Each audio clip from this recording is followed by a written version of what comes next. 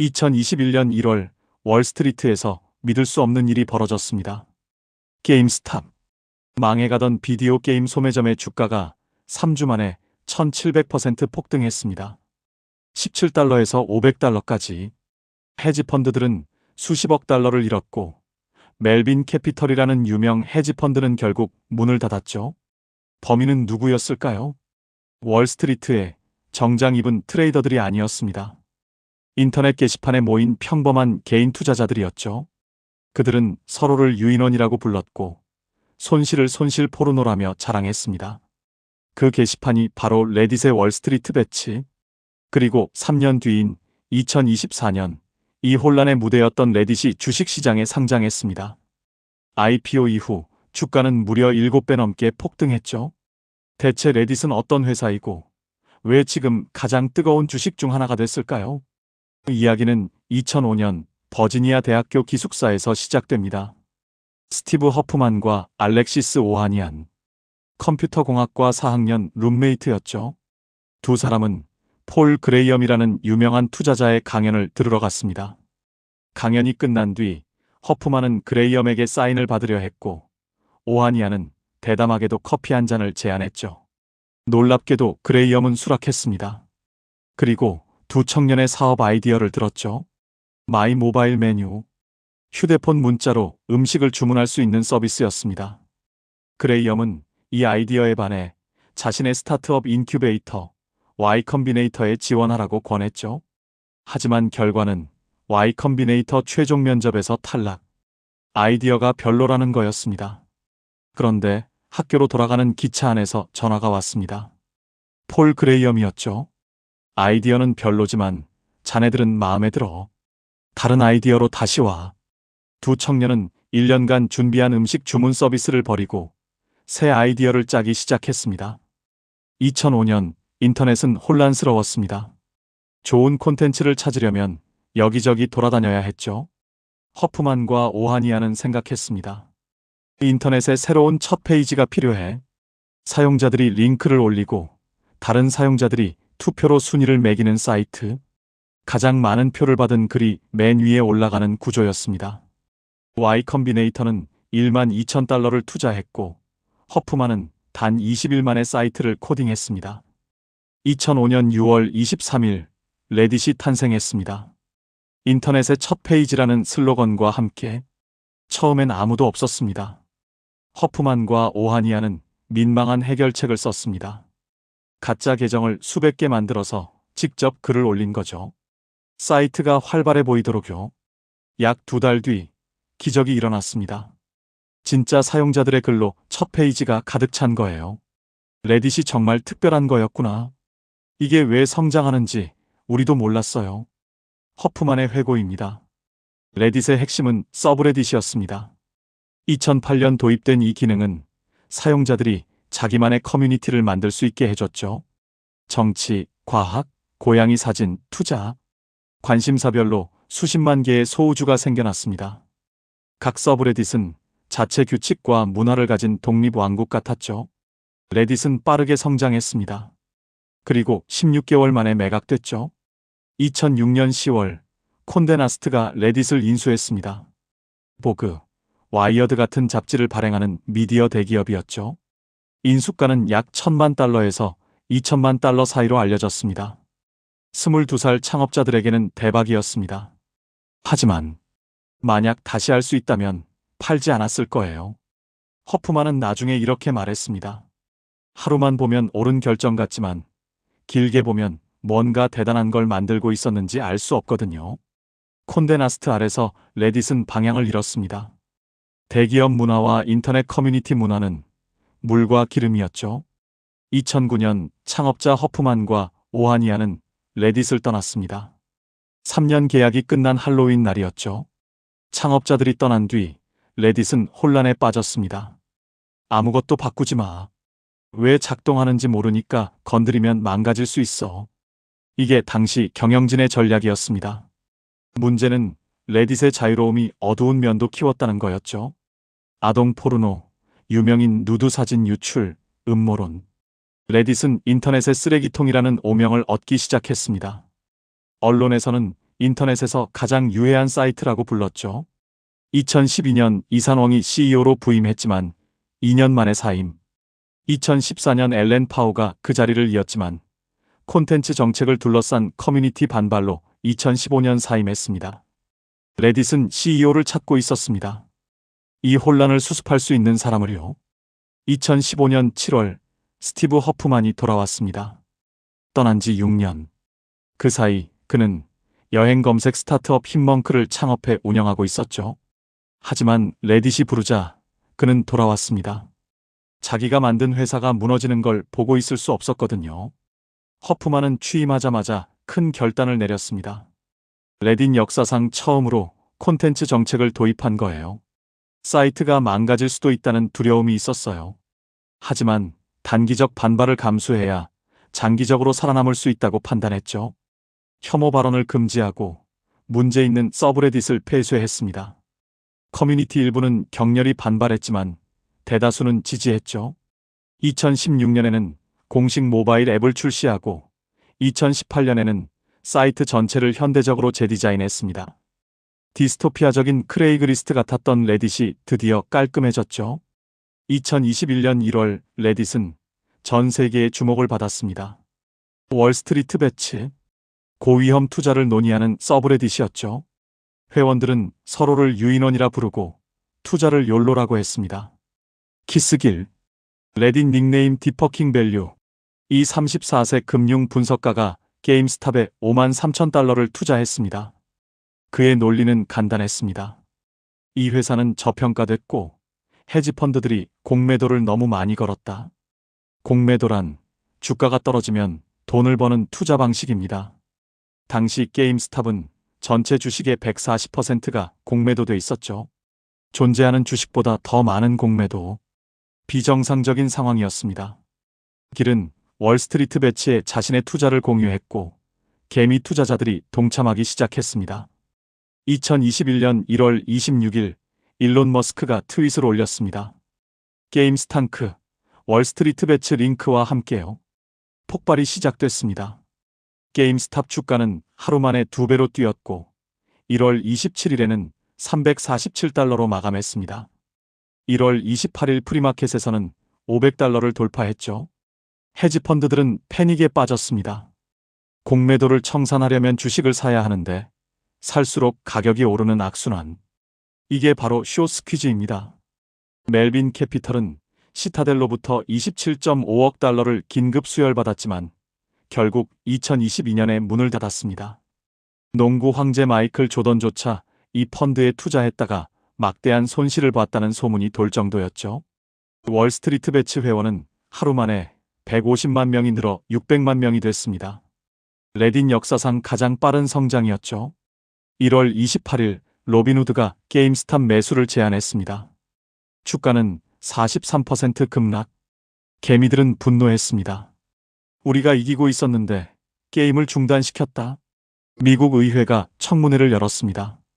로빈후드 CEO, 시타델 CEO, 그리고 키스길이 증인으로 출석했죠. 결과는 어땠을까요? SEC는 45페이지짜리 보고서를 발표했지만 시장 조작 혐의는 인정하지 않았습니다. 키스길도 기소되지 않았죠. 대신 로빈후드가 7천만 달러 과징금을 물었고 멜빈 캐피털은 2022년에 문을 닫았습니다. 물론 뒤늦게 뛰어든 개미들은 큰 손실을 입기도 했습니다. 500달러에 샀다가 50달러로 떨어지는 걸 지켜본 사람들도 많았죠.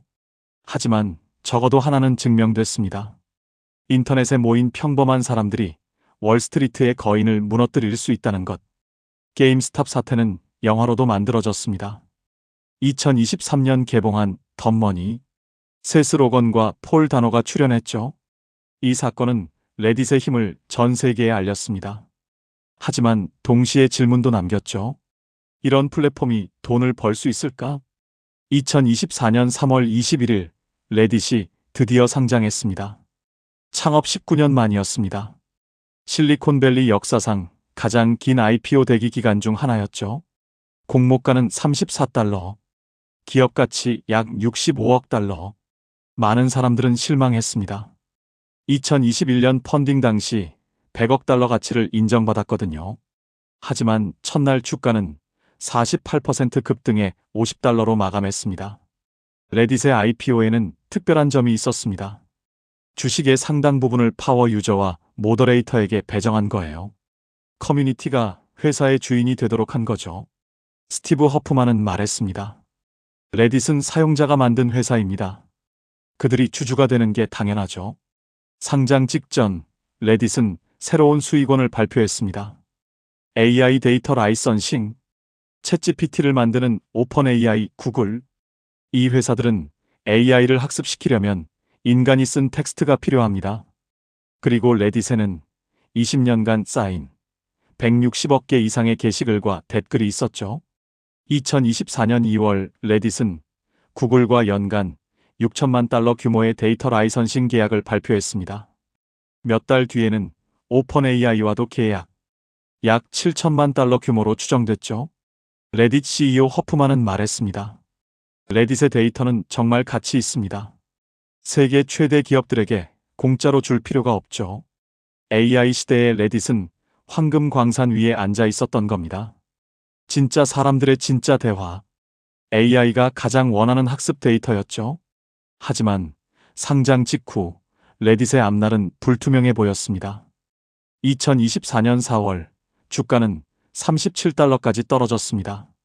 많은 사람들이 거품이었다고 말했죠. 하지만 레딧은 계속 좋은 실적을 발표했습니다. 2024년 3분기 매출 성장률 68%, 그리고 드디어 흑자 전환. 창사 19년 만에 첫 흑자였습니다. 주가는 폭발했습니다. 2025년 9월 사상 최고가 $283를 찍었죠.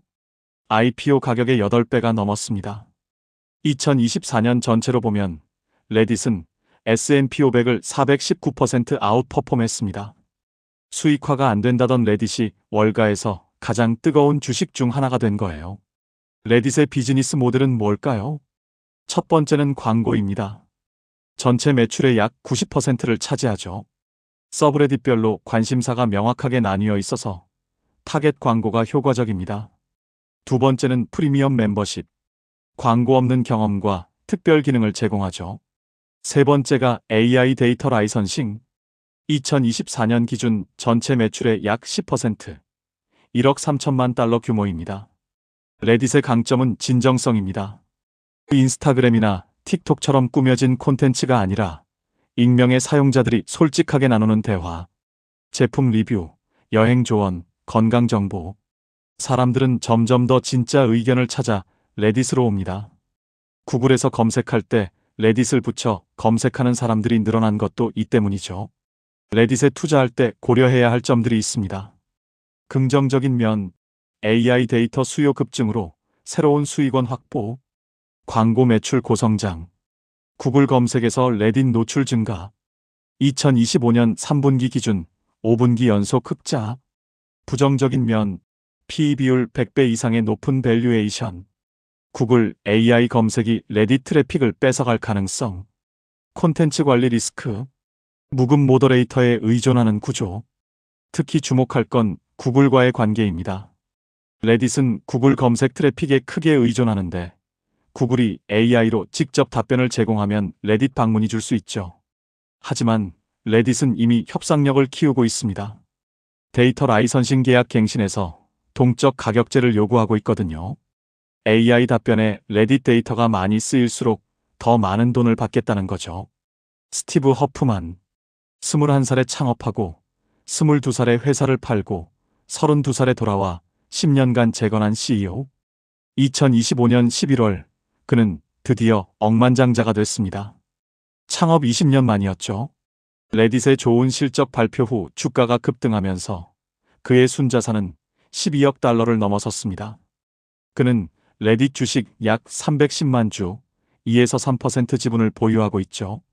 그의 연봉 패키지는 1억 9,300만 달러. 메타, 핀터레스트, 스냅 CEO 연봉을 합친 것보다 많았습니다. 무급으로 일하는 모더레이터들 사이에서 논란이 됐죠. 하지만 레딧의 성과는 분명합니다. IPO 후 5분기 연속 흑자, 시가총액 8배 성장. 허프만은 말합니다. 레딧은 항상 상상보다 더 컸어요. 지금도 마찬가지죠. 재미있는 현상이 있습니다. 사람들이 구글에서 검색할 때 끝에 레딧을 붙이기 시작한 거예요. 베스트랩 탑 2025 레딧. 이 식당 괜찮나요 레딧. 이 직업 어때요 레딧. 왜일까요? AI가 만든 글 SEO에 최적화된 광고성 글이 넘쳐나면서 사람들은 진짜 사람의 의견을 원하게 됐거든요. 구글도 이걸 알아챘습니다.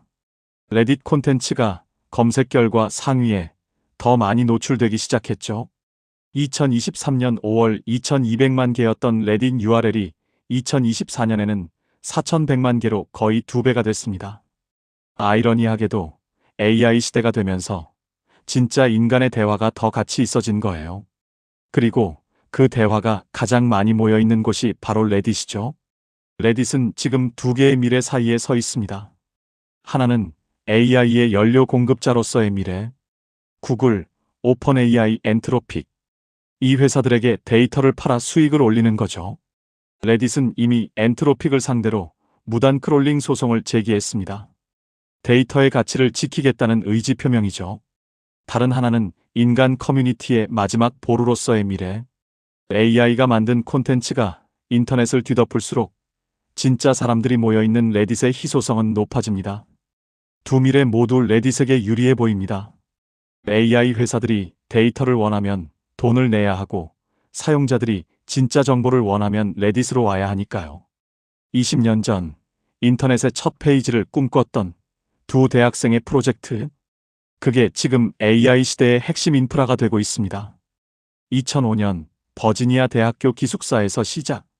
2006년 콘데 나스트의 $10,000,000의 매각. 2009년 창업자들 퇴사. 2015년 허프만 CEO로 복귀. 2021년 게임스탑 사태로 전 세계 주목. 2024년 뉴욕 증권거래소 상장. AI 데이터 라이선싱 계약. 2025년 시가총액 $450억 돌파. 5분기 연속 흑자. 20년 동안 레딧은 수익화가 안 되는 사이트라는 꼬리표를 달고 있었습니다. 그런데 AI 시대가 오면서 모든 게 바뀌었죠. 레딧이 20년간 쌓아온 인간의 대화가 갑자기 황금이 된 겁니다. 게임스탑 사태의 무대, AI 학습 데이터의 보고, 인간의 솔직한 대화가 모이는 곳. 레딧은 단순한 인터넷 게시판이 아닙니다. 20년간 쌓인 인류의 집단 지성입니다. 그리고 그 가치를 이제야 시장이 인정하기 시작했습니다.